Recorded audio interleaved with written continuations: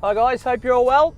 Wanted to talk to you today about 5 practical tips in preparation for tax time. Approaching June 30, so we need to get our ducks in a row to maximise our deductions. Whether we're in property investing or not, I think it's all still relevant for you today. So tip number 1 is understand your expenses right throughout the year and make sure we're keeping receipts of everything that we've got. Now, you may be thinking, well, I haven't done that for the last 9.5, 10 months.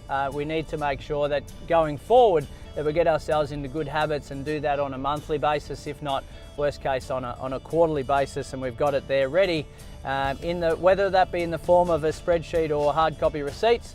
Either way, it's very clear for your accountant, and it means that they don't have to charge you an arm and a leg to go through and sift through all of your receipts in a paper bag.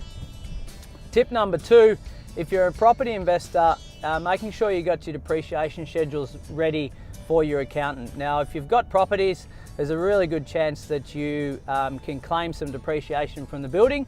So we need to ensure that we've got our depreciation schedules, and you may be, even if it's saving $300 or $400 from the building depreciation, as old as the building may be, still worthwhile in the overall scheme of things. So just making sure we've got that in order.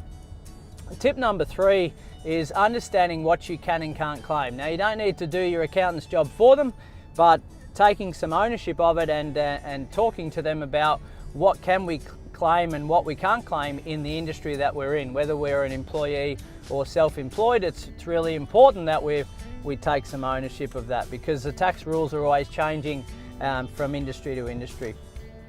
Tip number 4 is knowing with your property manager that they're going to give you that annual statement as soon as it ticks over June 30. So they should have all your expenses for the year, presuming that they're paying all the bills for you, as discussed in a previous video, and they're then giving you that annual statement pretty much soon after June 30, so that you can submit that to your accountant and you can get your refund, hopefully a refund, sooner rather than later. You don't want to be waiting 3 or 4 months down the track to get your refund, because that's money in your hands instead of being in the ATO's hands, sorry. And the final tip, tip number 5, is knowing that you've got the right team of people on your side. So, and the accountant's no different to that. They're a really important part of your team, knowing that you've got the best accountant for the role that you're playing.